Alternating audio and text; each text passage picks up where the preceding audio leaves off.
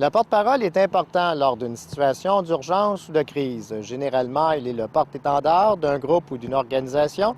Il n'en est donc la voix ou le visage.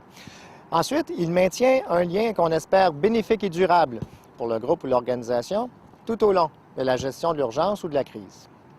On s'est interrogé sur les facteurs de crédibilité d'un bon porte-parole. En 2004, notre collègue Stéphane Prudhomme s'est penché sur la question et a identifié une vingtaine de facteurs de crédibilité qui fait qu'une personne est un bon porte-parole.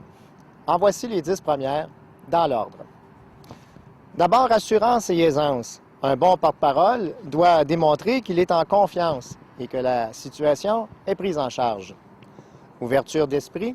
Un bon porte-parole comprend qu'il existe plusieurs opinions et points de vue et doit, par conséquent, répondre à ces préoccupations par des faits. Contrôle de soi. Un bon porte-parole garde son sang-froid en tout temps. Authenticité. Être un bon porte-parole, c'est pas un rôle de composition. On ne peut pas se dénaturer et on doit communiquer avec une certaine dose d'émotion. Vient ensuite l'expertise. Un bon porte-parole sait de quoi il parle. Et pour démontrer son expertise en tout temps, il approfondit ses connaissances et est capable de répondre, encore une fois, par des faits. Véracité. Toute information qui est véhiculée par un porte-parole doit être vérifiable. Et, évidemment, on tient chacune de nos promesses. Charisme et proximité. On ne se lève pas un matin en se disant charismatique. Les gens nous l'attribueront.